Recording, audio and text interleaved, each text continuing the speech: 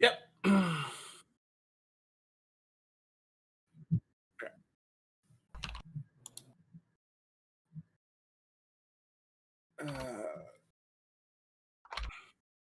Thank you. We're good. We're happy. We're smiling. We're doing amazing. We're all black and gorgeous. Ivy's looking like my favorite scene girl in high school. I love it. Yes. Ivy's that girl that I wish I was. Or whatever. All right, perfect. And we are on, everyone. Hello, Stream Queens Con Day 3. Yes, hi, hello. It's me, Aphasia. I'm out of drag today because it's Black History Month. I can do what the fuck I want to. Okay? Period. And I'll fight game in the face today.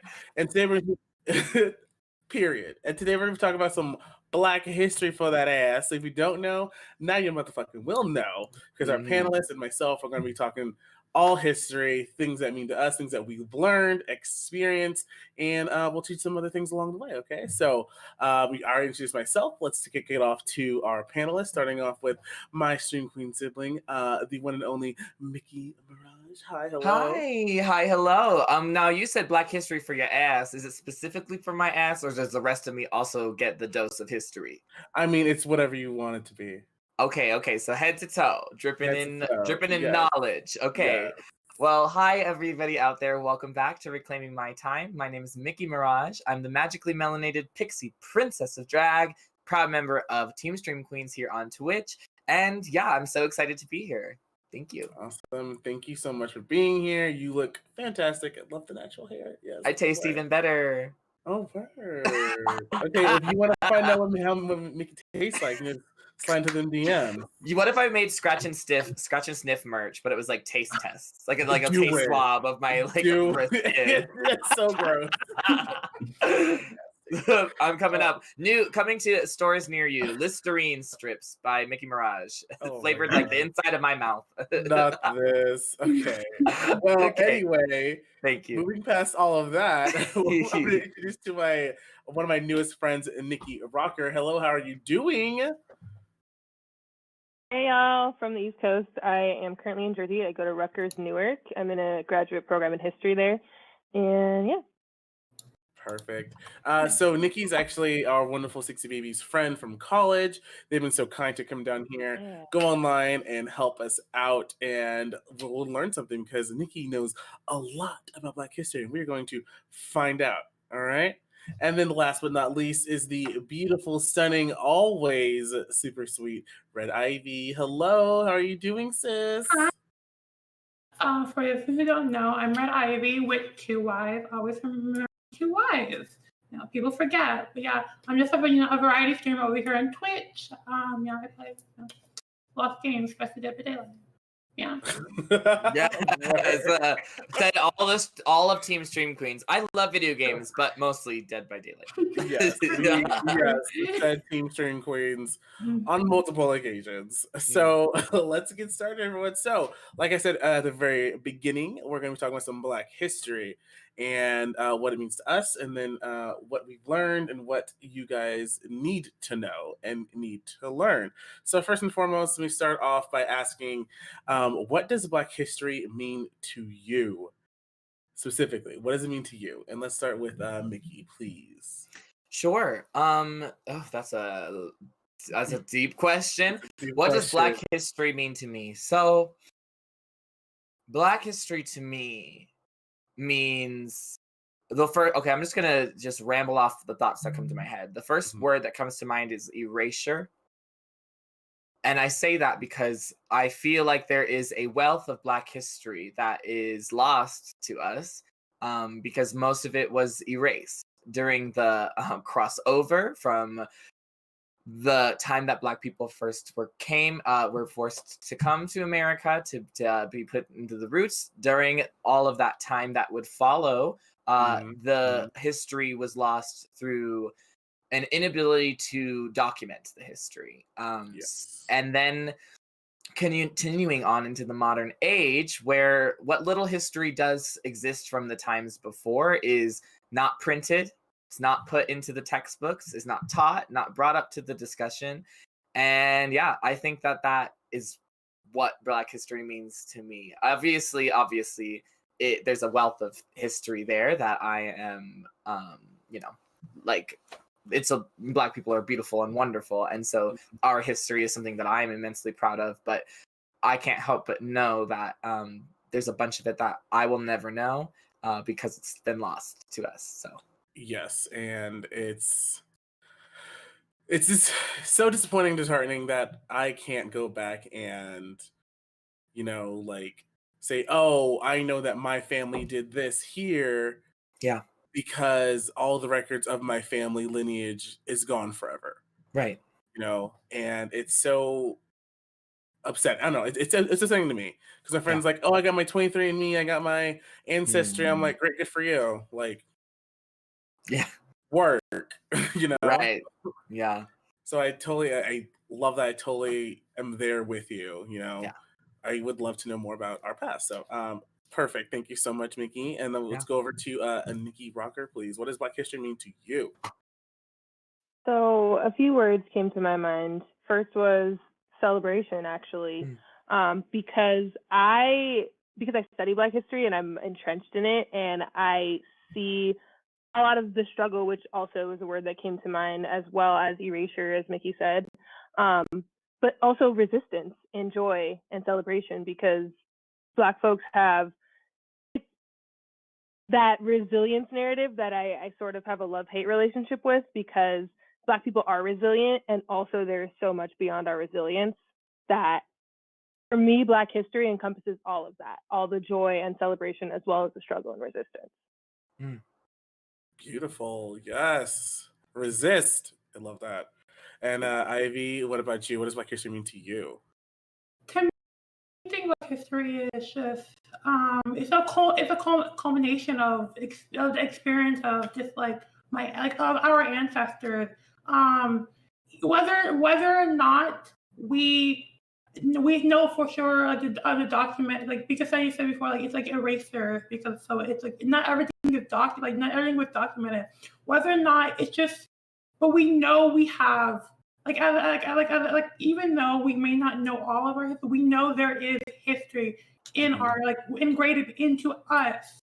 It's not like, even though it may be lost forever, but deep down, I know there is still more. There's more out there than just what we know. Exactly. And I think, for me personally, a little bit of everything, the erasure, the resist, just like the culture of Black people and how we have adapted to our surroundings, which is a horrible thing to say, because we shouldn't adapt. We should just be there, but the fact that we have put ourselves in a society that does not want us here, but yet we are the center of everything happening because everyone else wants to be like us. Like how Mickey was saying, they're saying yesterday on the hair panel yesterday, how there's a point in the 90s, early 2000s where all the white girls are trying to be like Black girls, have all these Black hairstyles, and yet the Black girls trying to be like white girls with the straight hair and all the cutesy stuff. I was literally on Facebook right before we started. I fucking hate Facebook, but I was on Facebook and then someone posted like, "Oh, remember this song?" And it was like, "He Loves Me, Loves Me Not" by that group Dream. And it was like 4 white girls, and I'm just like watching the video. I was like, oh, they're all in like cute little crop tops, dancing hip hop moves, and their hair was crimped and curly. And I was like, oh, I was like, I fucking love that song with my little gay ass. And I was like, this song was everything. I think you mean Space Buns. Yes, it was. It was a lot, and I was like, oh my god, like. Whatever. So to me, it's like our culture, who we are as a people, and like as encompassing as a whole, and how we have the fight through the years to have been seen and have a seat at the table, but we're still like at the kiddie table. There's still room for more growth, and so that's how I feel. It's me, and I appreciate all of you guys once again for being here and sharing your points of view and learn something to these people out here in the world. All right, so moving on to my next question. I have how did you learn about Black history, whether it be through schooling or family members or whatever? How did you learn about Black history? Let's start with Ivy this time. So I guess how I really first learned is probably through school. You know, like you like there's always like they always teach you about, you know, like how like they always teach you badly how our history and like how like we came to for like specifically what American history, how like we came over to America. Like so I think it's probably where like I first like because I can't really think of like my parents telling me much about history. I feel like my parents kind of just like my parents just like let the schooling system teach me all of our history. And I think that's just like where I learned most of my history from. Well, at beginning. The beginnings of it. Yeah. And then progressively throughout your life, you're like, oh, I'm learning more, and the truths that these books aren't telling us, because these books there's like the tiniest little blurb about slavery. It's like, and the slavery happened, but then all this amazing other stuff happened, but then because they're gonna still, and you're just like, what? No, you're telling because the history is written by the victors. Yeah. You know, it is written and it's centered around a Euro-centric view of the world and how white people are everything, and this is it, and that's that, and it's like, it's tiring, you know? And then telling people what the truth is, and they're like, that's not true, that's not what I learned in school. Well, what you learned in school was bullshit. Like, it's not real. Like, the public school system, public and private school systems, unless till you get to a higher education, don't teach you anything. Yeah. I mean, to that effect, it's like Black history in America, specifically in textbooks, is reduced to a couple sentences downplaying the severity of what slavery was, followed by about 1.5 pages of the economy of the slave states. And then turn page and back to everything else. So that is pretty much Civil War, sort of, and then but like, and even in discussion of the Civil War, I feel like slavery always takes like a footnote. It's a footnote effect to the larger narrative of it without being given the proper credence that it deserves. Like, it wasn't just, oh yeah, slavery was a motivator too. It's like, no, slavery was a huge thing. And money, as a capitalist country, like, it was a huge thing. So like, if we're gonna discuss, like, and I don't want to get too much into it or just derail this, but if we're gonna discuss how the economy based around slavery is so important, if it's going to be that important, then I want a whole section.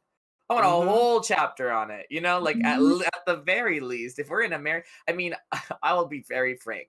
Like, I don't like academia that much, because I always found it to be rather pomp and circumstance rather than actually diving into the material that proposes. So I don't remember much about like my history classes, because what information, what did you actually teach me about history, other than just giving me whatever textbook the government issued to people of my age at that time, so that I could memorize a couple quick facts and then put them on a Scantron. Like, that is education. And that translates, I think, to this panel, in that Black history is just another one-off quiz that you memorize the quick facts, you memorize the name, and oh well, I didn't get that name right. Oh, okay, well, I have a 25% chance of getting it right on this test, and then right after it's erased, right? More, I would argue that is all of academia, but like more so Black history, because we take up an even smaller portion of an already bunked system. That's my take on that. Nikki Rucker, anything to add? When did you learn about Black history? How do you feel? I have a lot of feelings. I'd love to hear them. So yeah, it's a lot of feelings. So my grandparents were educators, so I actually learned about like I remember them giving me a book about Ruby Bridges actually as a child. Wow. Yeah, and so I was introduced to it at a young age, but not in school. I Yeah. am from Orange County, California, and so I went to very white schools in which Black history was, if at all, mentioned very briefly. Same. What I remember from elementary school is making pancakes for George Washington's fucking birthday or some shit, but not talking about the slaves that he owned or, you know, like you learn about so for instance, I also have a master's degree from UCLA in African American Studies. And while I was there, I studied the Black Panthers.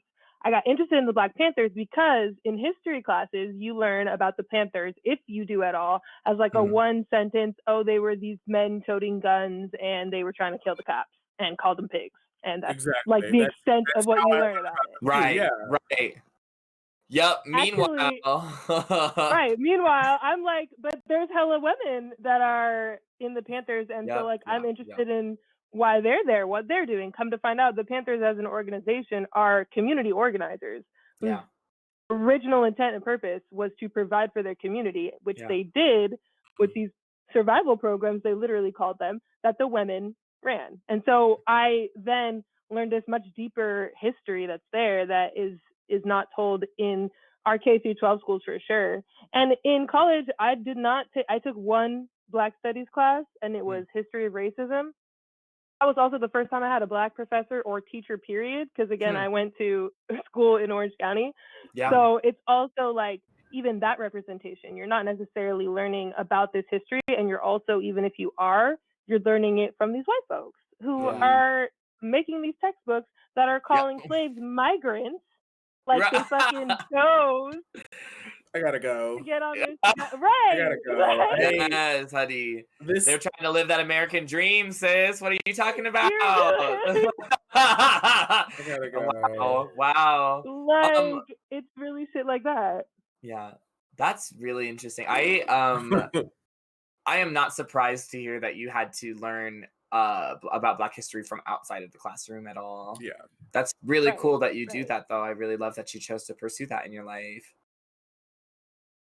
Yeah, I mean, like I said, I am a huge history nerd in general. So I just love particularly Black history, again, because it's a history that has been erased or the reason I'm also really interested in the Panthers is because there's a history there that has been morphed, right? Like it has been spun in this particular way, as Black history often is. Yeah. And so even when you are learning about it, you're learning about it from this skewed vision. And that to me is interesting because it's like, what's the other side of the narrative? With the Panthers, it's that you have the literal FBI infiltrating, assassinating, like all of that. Yeah. Well, and to that effect, it's really interesting to me that like the Black Panthers are written about and remembered as this like radical, violent movement, which they're like, oh, it's just like there's like 20 of them and they're awful, right? Like, and I'm like, no, this is a countrywide, large organization, very similar to what Black Lives Matter is today, and that it's a huge community of people that are just fighting. Sometimes literally, sometimes not, in any way that those individuals can to preserve the lives of the people around them. But in that same regard, from that same era, someone such as Martin Luther King is remembered and talked about constantly. And then as he, of course, is an incredible person, but they only focus on a small portion of the work that person did. Yes, exactly that. The Black Panthers are said to be violent, and Martin Luther King is used as a contrast to them. Like, oh, well, this is what Black people really should be like. And he's given, like, they only show just the like squeaky clean parts of him, which is not the full story at all, because he was probably friends with all the same people doing the same shit. Like, also like radical in ways that they don't talk about in history. They do not talk about the fact that the FBI also infiltrated him and was also within the King movement, trying to stop him. They also don't. This is one of my favorite things about Black history, actually. White people fucking love "Have a Dream," right? They love that speech. That's the thing that you learn in history. Like if you learn about Martin Luther King, which you will, you're going to learn about that speech. They don't like to talk about the whole speech, though, because King is kind of radical in it, and he talks about how the United States owes Black folks check, and it came back as a blank check because they are not following through on their promises to its American citizens. We don't learn that part. We just learn, but I have a dream that my black babies and these white babies are going to get along. Right. I'm like, wait, but like, let's talk about the mechanics of this for a second, because this man is smart. This man is deeply intelligent, and he was talking about some good shit. Wait, if I recall correctly, wasn't Martin Luther King also like a social, what we would akin now to like a social communist? And it's really interesting that that has been left off of the table so much, because America, even before America is racist, it is capitalist, like to the core. And it's interesting that part of Martin Luther King, whose essence and mind is revered by the country, then is also like censored by that same system to be like what they want it to look like. So they're like, it's like very plainly easily to see that they use Martin Luther King to try and placate black people and be like, if this guy could do it, he could do all of those things that you're doing, but in such an amazing way. You should aspire to be like him. You should be like that, peaceful and silent. And also, sorry, go ahead. In his death, though, also, because he also was not revered and lauded in his time. Not at all. Not at all. And that's the other thing that's important to talk about with Black history, because it's like the things as they were then and as we remember them now are often very skewed. Yeah. Yes. Like Martin Luther King was like, here, look at him because he's palatable for the white people. Right. Like, he's a reverend, he's a church man, like, here you go. But they're like, but we're only telling you half the story and everything. But look over here at these radical black people with guns. These are the bad guys. Go get them. Right. Like, and they're openly communist, right? Like never mind, in the corner of that very same photo, Martin Luther King is being put into jail for being at that exact same protest. Like, don't remember that part. Like, ooh, no. Yeah, it's crazy. I would almost even go farther and say that while we even think of that as history, because it is history, everything is history, right? But I would almost argue that Martin Luther King and the civil rights movement, that's Black present. Like, that did not happen as long ago as people like to pretend it did. I'm like, people are still alive today that were there. Lots of people. Right. Exactly. Alive right now. A lot of like, people who are owning businesses. By literal father and grandparents. Yes, like it did not happen that long ago. Actually, I woke up this morning and I suppose I chose violence, I guess, because I made a tweet. I knew I was on the history panel. I tweeted how people are so quick to say, I'm an old soul, I was born in the wrong era, I really love the 50s style. And then I posted a picture with it and I was like, the 50s style in question, whites only. So I'm like, y'all like to pretend like the 50s was 10,000 years ago. I'm like, bitch, great and wonderful, right? It was 70 years ago. There are so many people that are still alive today that were there for that were in that. And half of them own the businesses and the right now. So it's like, and have just now passed it on to their kids. Like, anyways, it's wild. It is wild. It's absolutely crazy that, like, you know, like you said, like, I want to go back to this time. And then when anyone out always asks, like, what time period do you want to live in? I'm like, the future. I want to be. I want to go so far into the future where I can walk outside and look around. I can open the newspaper and see that not a Black person or any person of color has been killed in the streets by a white police officer.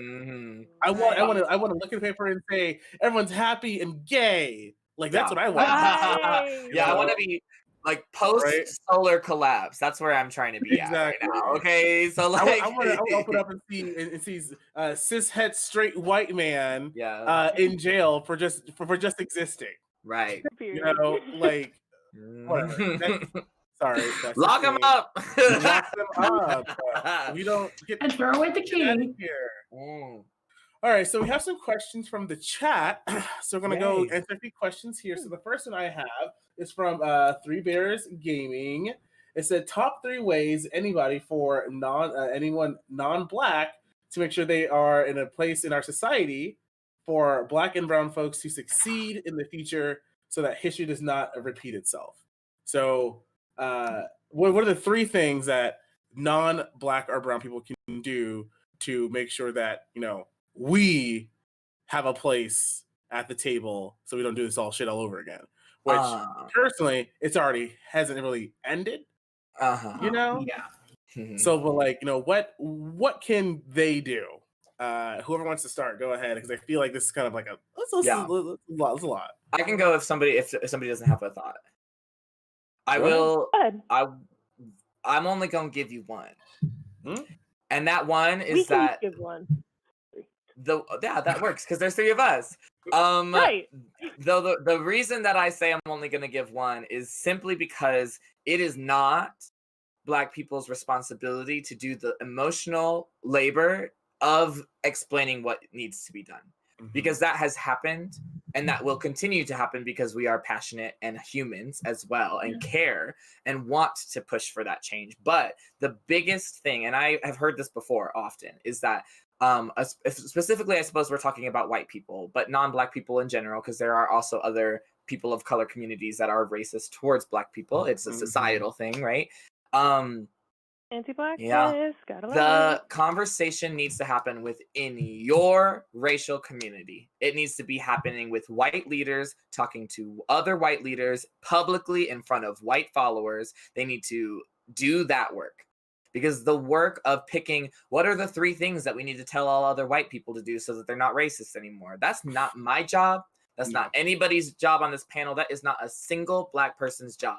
Racism against Black people, as we experience and know it today in America, is a white creation. It's y'all's monster that was created. So it is up to you to pull that trigger. You're Frankenstein, Dr. Frankenstein, and now you got your monster to deal with. It's not my crusade. That's all I'll say. But it does affect me directly, so I shall step in and do it. But that's why I don't want to give 3 things, because that involves me going through the emotional. And this isn't to like chide you. I'm not trying to be on your ass. Whoever asked that question, I forgot who you said. It's not about a direct affront. This goes to everyone. It is not my job to give you a cute little BuzzFeed list of ways you can be non-racist. Okay? I'm not going to assign you reading. I'm not your teacher or your mother. It's a thing that like has not to be racist in 2021. Right. That's not it. Yeah, I mean, to be less cynical, I would say the first step is to care and do that research. Go seek out that knowledge. I mean, being here at our Reclaiming My Time con is already proof that you are on that path, that you are seeking that knowledge and you're seeking to be empathetic to the struggles of others, and doing that and continuing to do that every day aggressively in your life and examining that. That's what you got to do. And it's not going to be easy. It's not. That road is not easy. If it was easy, we would have been there by now. Would have been we would have been there. And like, I know starting is like the hardest place. Having the conversation with people is the hardest thing to do. But it's not. You just got to say, hey, how about this happens? Yeah. And then you use your position of power. I'm going to say position of power because you are in a position of power to say these things, and people will actually listen to you. It may not be everyone at once, but don't be afraid of people telling you to shut up, because that's been happening to us our whole lives, and we're still here. Right. If we were to still listen to that mindset, we would not be here. Yeah. Point blank period. The end. So I love white people having conversations about race and specifically Blackness with other white people without having to have a Black person in the room to be like, am I doing it right? Like, I turned back. Did I get that thing right? Am I good? Yeah. We're doing the work. Like, do the work. Do the work with no expectation of a badge of honor, of anything of that sort. It has to happen without, I mean, and to be fair as well, like, I think it needs to happen within the community for another reason, because and sorry to be so monopolizing this right now. You got feelings, let it out. You welcome to today's show violence. So I mean, the thing is, like, I want those white people, the white people that are not as far along on their journey, I want them to be in a space that is safe for them to say something awful. I want them to be not watching what they say because they know that there's a Black person in the room listening to them, because that's when the truth is really, really going to come out. The truth will come out anyways, but I want them to say it with their chest. And I want you, as a white ally, a true white ally that is not performative, who's not going to tell me that this conversation happened, because I do not want to hear it, because it's just adding on to the pile of emotional labor that I go through every day. And this I is a general I. This is us as a people. I want you to be there to catch that moment when they say it with their chest, and then to correct them. And that's my feeling on it. Beautiful. I mean, does anyone else have anything to add? Yeah, I was gonna say, bouncing off of that, what I always tell people is, honestly, like, Google is your best friend. Google is free. Even as an educator, like, I still, especially I think as an educator, because then folks have the assumption that they are then entitled to my labor as an educator whenever they want it. Yeah. And that's also not the case. Like, you are not my student, so I don't have to teach you. And I also want to say that I think it's vastly important that folks read Black and brown people's work, period. This might be an unpopular opinion, but white fragility gets on my fucking nerves because a white lady wrote that. And Black people have been saying the same things for decades. Read James Baldwin. Like, read Angela Davis. Listen to Fred Hampton's speeches and Malcolm X's. That's all there. And so if you're wanting to do this education seriously, look to the actual sources. Look for what Black people have said about their experiences in this country. Look to the theorizing that Black folks have been doing, again, for decades. And then if you need to go give your, like, great aunt or something white fragility, fine. But you as a particular ally, if you're really invested, go first to Black voices. And also then amplify Black voices was going to be my other thing, is just like, whenever, wherever possible, amplify Black creators, amplify Black voices, amplify Black folks, the labor of Black folks across the board. Yeah, I agree. Yeah. Ivy, you have anything to add here? What's 3 or 1 thing you would say for our non-Black or brown allies to help history not repeat itself?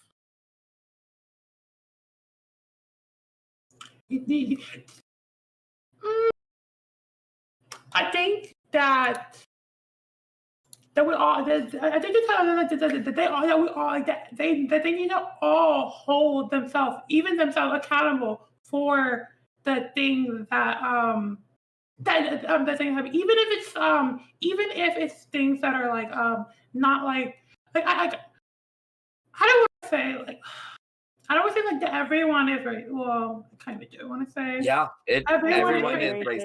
Everyone is racist. And hold yourself accountable for those moments when you are, when you made, like, even if it's a slip up, hold yourself accountable for your action about like us. Because if like you could say like it could have been, you could have said something that is out of term, like it's like I said, a slip up. But hold yourself accountable for that and grow and learn and educate yourself upon it. Why it was wrong to have said these things. Why it was wrong to have done these things. Because if you're not able to hold yourself accountable and learn from these things, we're not going to be able to move into the direction that we need it to go.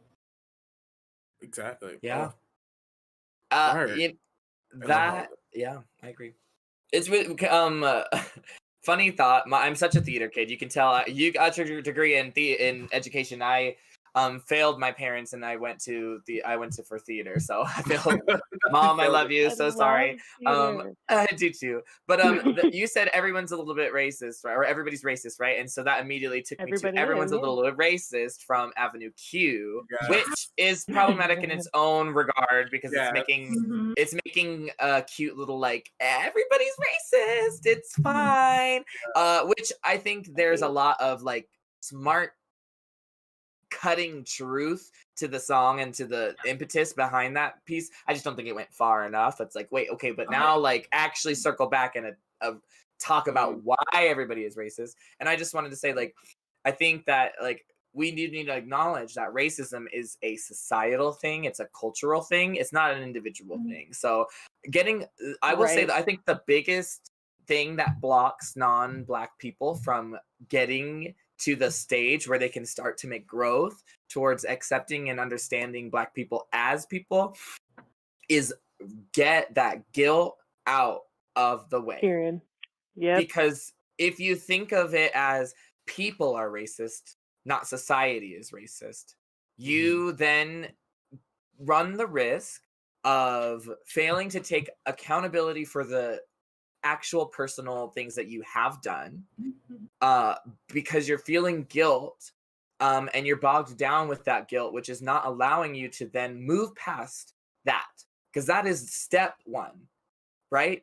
That is step one on the path, which is just the acknowledgement of the truth of it. And then you need to go further and be like, okay, so blah, blah, blah, blah. I'm going to do my research. I'm going to look into it, and I'm going to empathize with others. It is impossible to empathize when you are being self-reflective. And guilt keeps you in a state of self-reflection. Guilt is self-reflection magnified to the max, right? It's what it is. You're beating yourself up. You're feeling bad about it. But what you're ultimately doing is you're thinking and you're emoting about yourself.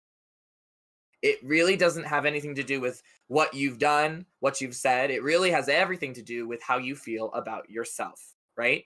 And what you've seen. And once you can set aside that guilt, because it is a healthy feeling to have, you have to have guilt. That means you're not a sociopath, right? So like you take that guilt and you process it, you allow it to feel it privately. You don't have to share. Please do not share that with your Black friends, because that's just you then taking your guilt and weighing it upon my shoulder, right? You take that and you move it and you put it to the side, and then you move forward, and then by forward I mean empathizing with the struggles of Black people and seeing with clear eyes and vision the history by getting educated on it, right? That is how you move forward. That's my last little addendum. Perfect.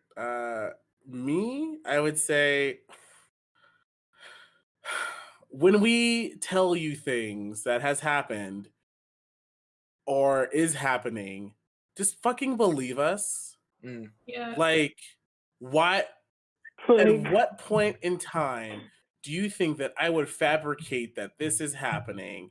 Right. And I'm very distraught over it. Believe what we're saying. This person over here is following me. I don't feel comfortable. I need help. Well, you're just imagining it. No, I'm not imagining it. Right. If I'm in school and I say, this girl over here is calling me all kinds of things out of my name, you better do something before we get in a fight and it's my fault. Because I went over here and hurt little Becky Sue bitch ass with the fucking pigtails. Oh, I know Miss Bitch Ass. I know. Yes, we all know her. Miss Bitch Ass. Her from the House of Bitch Ass. Yes. Sorry. Go ahead. That's the girl that goes up to you and says, "Oh my God, your hair is so different." Crunch, crunch, crunch, pulling on it, and then when you get mad, you're like, "Oh my God, why are you being so like?" Oh my God! Wait, can I tell you? So it's the final week of Black History Month, which means that the white people have been very, very, very, very bold at work. Because even though they have no idea that it's Black History Month, it's just something within them has risen to the surface. Somebody at work, I moderated the hair panel last night, and somebody at work today waved me over while also like saying shalom every time I said something to them and putting their hands together and bowing, as if I was not supposed to recognize that those are from two different cultures that do not intersect usually. Because as far as I can tell, she was not a Asian Jewish person. So I'm seeing you sitting here looking like a white person in a pirate costume, and you're saying shalom to me. I have to raise a brow at it. But she did wave me over to ask if she could touch my hair. And we spent a long time talking about it yesterday, so I won't go too far into why that is a violent interaction. But needless to say, I said no. Everything was cool. I swiftly moved on. Can I get y'all anything else? Oh, y'all look like you need some boxes for those food, right? Because I wait tables. it was cool. But let me tell you, yes, she was definitely fine at first, but then progressively more and more upset as the night went on. So like, sorry, the reason I bring that up is because you mentioned the hair and talking about the reality of this. This is real. We are ought to be believed. This was just a daily interaction that I just possessed. Me, just a rant. I could be anybody. I could be anybody in this moment. I'm just waiting tables, living my life, collecting my coin, paying my rent, right? And that happened. It did happen. Period. Point blank. Period. So believe it. And it happened in 2021. 2021, February 28th. I fucking can't. Yeah. I would have. You know what? I'm not. Yeah. Yeah, right. sorry. Yeah, we talked about hair enough yesterday, but I just wanted to bring that up to like add on to your point that people. And if I may go a step further, I thought of a good analogy, right? And it's a very heavy one, which is that we all know about the Holocaust. And we have all experienced the deep like pangs of, we weren't even there or involved in it, but the guilt, right? The feeling that something so atrocious happened to people. And how do we feel about Holocaust deniers, which is a thing? How do we feel about those people, the people that deny that that happened? Why don't we feel the way about people in America who deny the severity of racism and the lasting pangs that are still present in our country now? Why don't we feel the same way about them that we feel about people talking badly about the Holocaust? That because it happened to white people. Right. And this is not to diminish the experience. No, not at all. And I've had this conversation as well with my mom and a couple of her friends. She's at work or something like that, and someone's talking about, you know, so we were talking about, you know, the racism in America, you know, right? Yeah. And then her coworker, who is a very sweet Jewish woman, says, "Well, you know, the Holocaust happened, and you know, we don't talk about that enough." I'm like, no, we talk about it all the time. We do talk about it a lot. We talk about it all. As we should. As we should. But I was like, right. We're not talking about you right now. Yes, there's still racism and anti-Semitism in the country, but just looking at you, you can't tell that you're Jewish. Okay, it's when you see us, you're like, oh, that person's black. I need to go do something about it right away. It's the easiest way to signify somebody. You're not walking around with the Star David on your shirt anymore.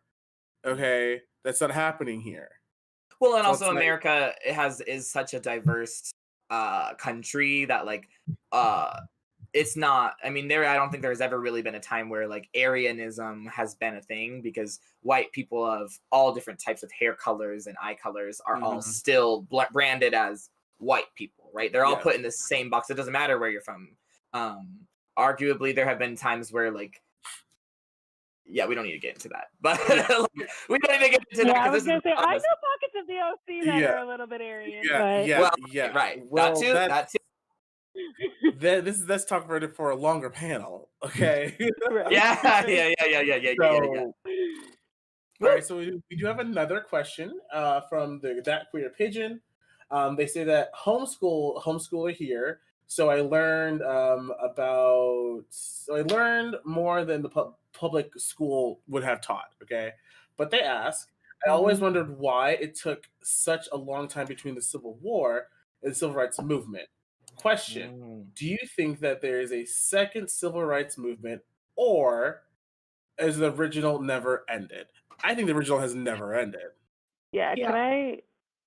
Yeah, go ahead. The thing about it is that you have like the rough date of like 1865 of when the Civil War ended, right? But then you have Reconstruction, and then you also have the Jim Crow era. And in the 30s and 40s is really when that like the Civil Rights Movement, although it sort of exploded in the 60s, right? Like it was actually seeded as far back as like those times. And when you look back in Black history, there's resistance the entire time as well.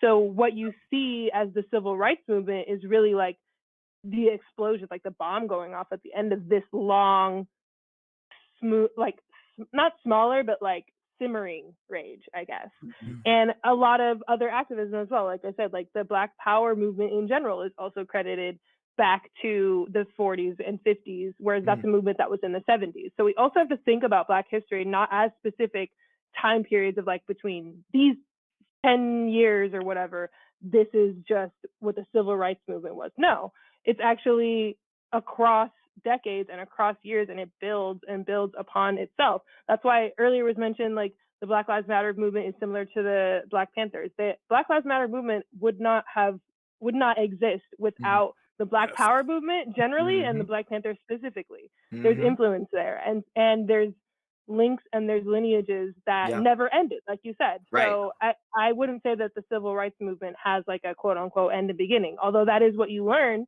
in traditional schooling. Even homeschooling, you still learn these specific time periods as distinct, and they're actually not. History itself is really, really muddy.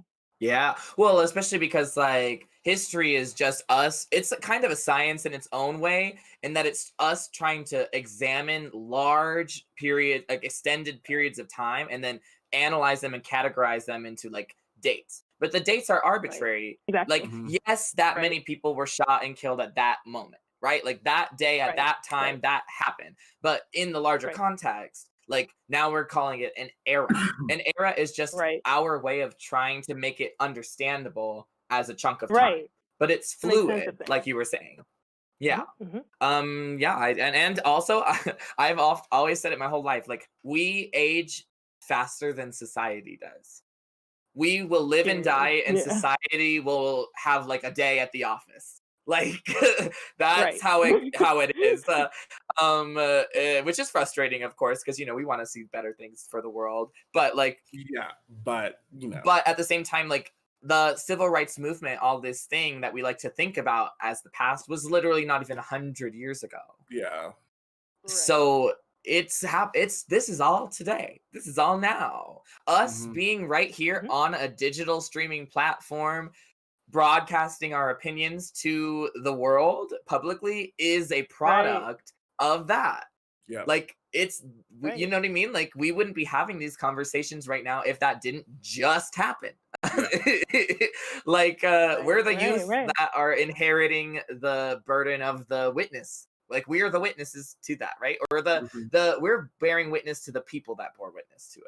They were there for that. They experienced that trauma, and then they gave birth to us and raised us, right? Like, or we're in our communities.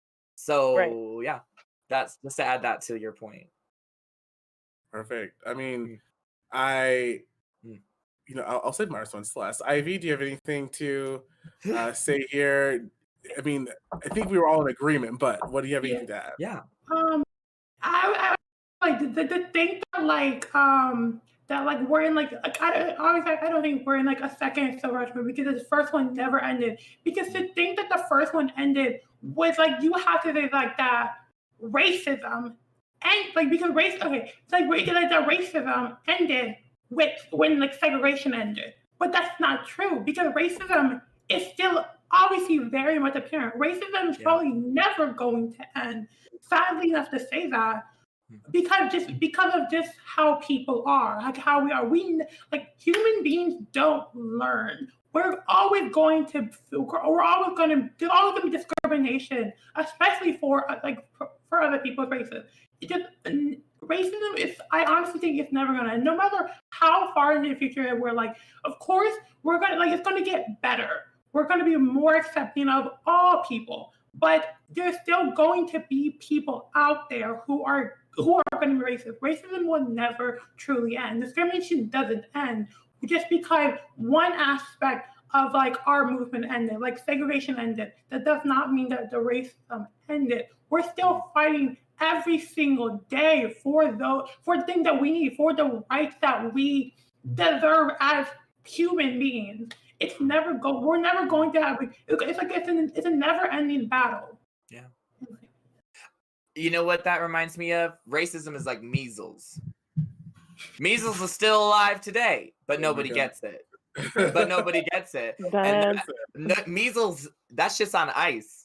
We got to put racism on ice. But to your point, Ivy, you're right. like it is always going to be a natural fact that humans as a species of creature, as a living biological organism, have an inclination to protect the familiar first out of survival, like in the instinct of being a person. Now, I think being sentient beings that are, more than one single cell, we have the capacity to grow beyond our limits that otherwise, limit us, like the box that we are born into in the body. We have our minds and we have our souls and we have our hearts, and we can use those to empower us to be better. And but I don't disagree with you, Ivy. I don't at all.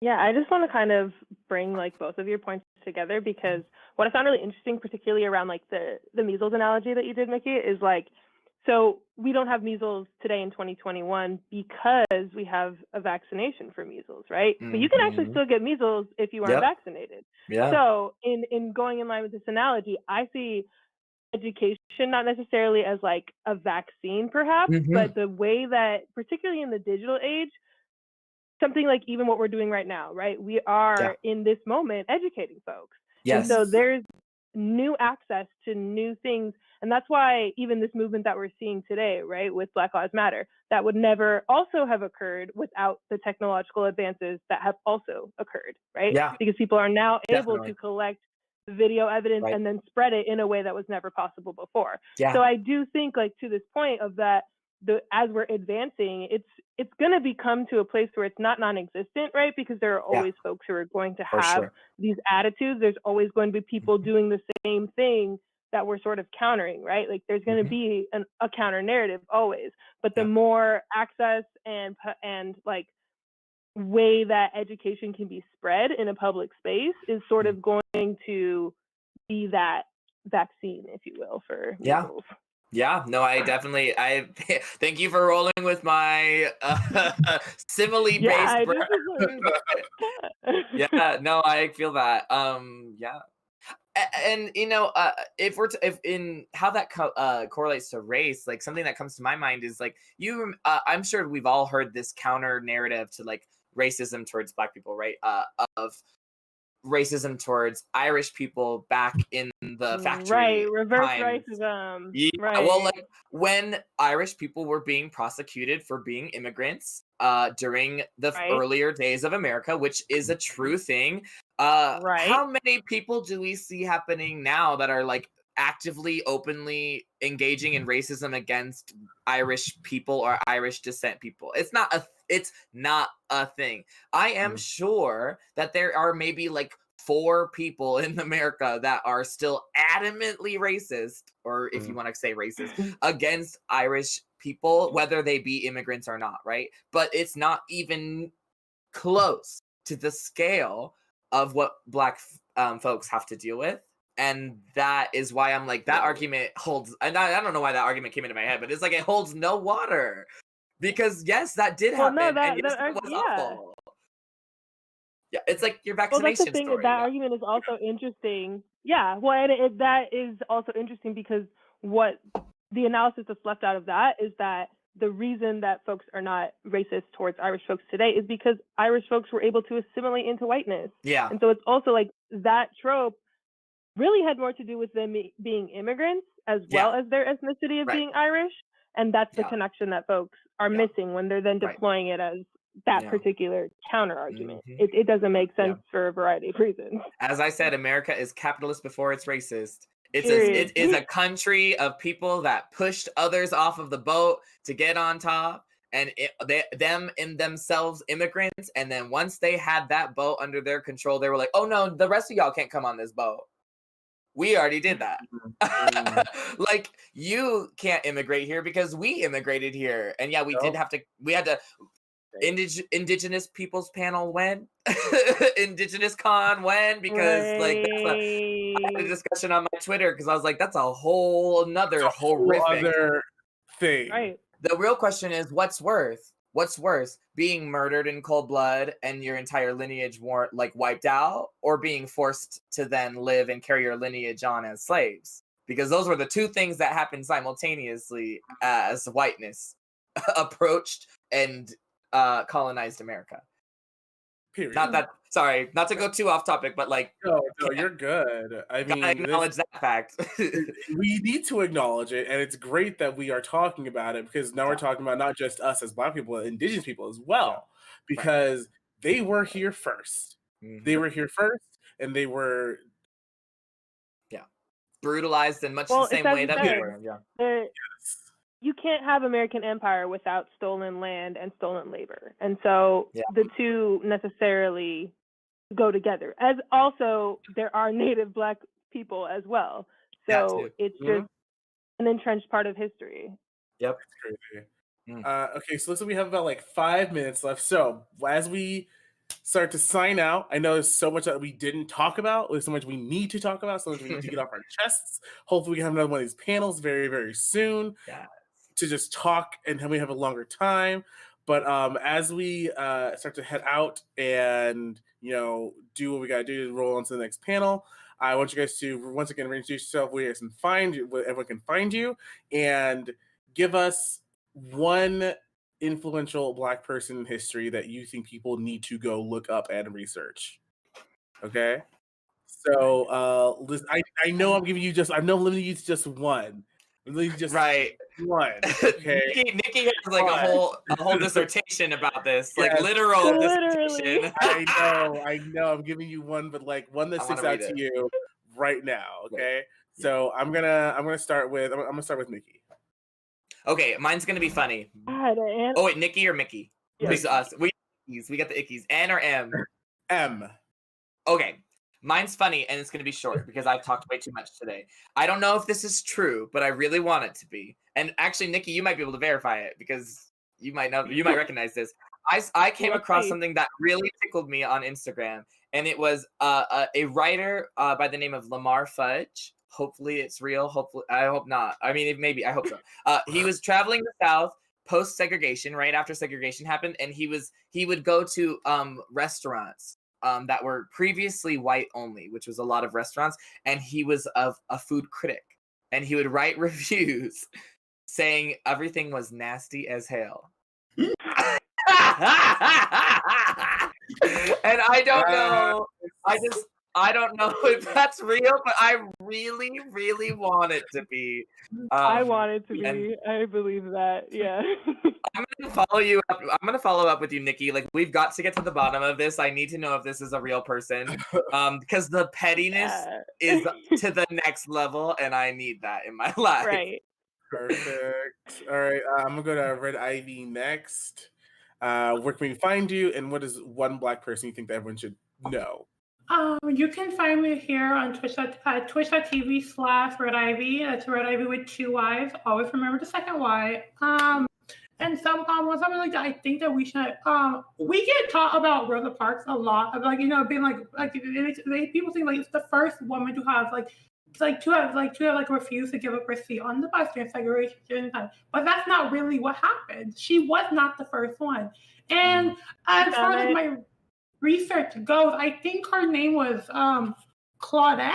I think Colvin. Mm-hmm. Yeah, Claudette Colvin. Mm-hmm. She was the first one to refuse her seat to a white person. So, yeah. She was a pregnant teen though, so they were like, "Ooh, but the optics.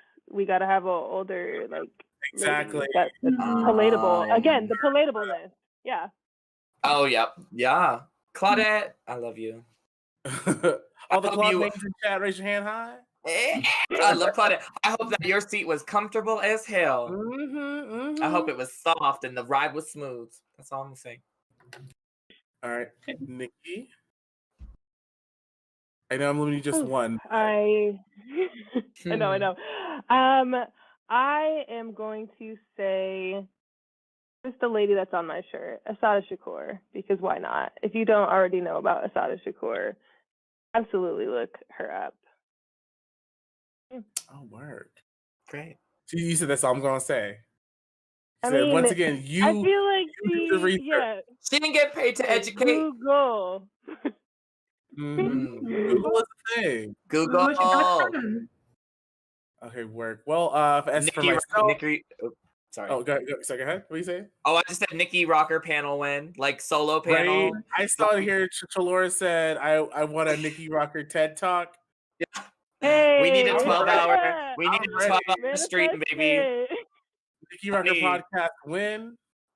Let's go. it. I need Right. it. I mean, like, After she you. gets her degree, after she gets her 15th degree, she's like, okay, Yeah, fine. I yeah, mean, yeah. yeah, right. I'm gonna become Dr. Rocker, and then we'll have the talk show shit. Yeah. Yeah, I don't stream on Twitch, but I am kind of on Twitter. So it's the Indica Dom. So like the with two E's, and then Indica Dom, like Indica Dominant. Period. Right? You were like, what? Sorry, I used to host a kink show in Chicago, so I'm like, Oh, it's also that actually. So I Good tweet to about know. sex and Black history because right now I'm also studying Black sex workers on social media. good to so know. Those Good to two know. things are on my Twitter. I love that. Lord have mercy. Oh my God. We need to talk. We gotta talk. I love everything about this. This energy, this panel was so much fucking fun. I can't. Yeah. So as for myself, once again, my name is Aphasia. Aphasia Speaks here on Twitch.tv. You can find me here 3 times a week, usually Tuesday, Thursday, and Saturday, either in or out of drag. I play a lot of different games and whatnot. And for me, oh God, there are so many. I've been thinking about one for myself. Honestly, I was sitting here trying to listen to you guys. If I had one, oh my God, I don't fucking know. There's so many. One. We're history in the making, baby. There you go. I mean, follow us, follow all these amazing Black people you have seen here in all these panels, and the ones you haven't seen yet. and the ones you haven't seen yet, because we are all the current generation of Black people. We are the ones saying, "Hey, our parents, grandparents, great grandparents did all the legwork, but we are not done yet. You need to come up with us." Or you're honestly at this point, if you're not with us, if you're not here, if you're not watching, if you're not with us, you are at this point, I think, against us. Point back period at the end. I don't care if you're like, oh no, we were here for 3 fucking days. Yep. You had plenty of time to sit here, watch, comment, retweet, whatever. Okay. Right. You had the time, but you chose not to do it. So like that's on you. I will be looking at everyone differently. I will look at you differently. But you know what? I'm going to try to keep it cordial, okay? And if you do feel, I know this is going back way early, if you do feel guilty, as Nikki was saying, I will gladly take your white guilt money any day, okay? If you, in the chat, we've been seeing exclamation point reps in the chat. If you feel, I don't know what to do, give us fucking money. Support us so we can bring you this content more, so we can give you all, open your purse. It's like, bitch, we gotta do it. Okay. It does go a very long way because all of the panelists, as well as the stream queens, but the stream queens notwithstanding, like have donated so much emotional labor to be here today and be so vulnerable and so open with things that a lot of times they'd rather just not even express and just keep trucking on in their own lives. So all of that money that is donated to our exclamation point reparations, as funny as that is, like, exclamation point raps, like cute, but also like there's a very, very, very powerful message being sent through that. We're not going to clap you on the back or give you accolades for it, but it is powerful and it is noticed, and it is also noticed when it is absent. So just that. I mean, if you can't give anything, give us a follow, comment on our content, try to boost as much as we can. Okay. Yep. And so with that, I think we're gonna wrap up. And we'll catch you guys in the next one. And don't forget, there's a drag show of the night. Stick around for that too, okay? Yes. All right, guys. We'll see you later. Bye.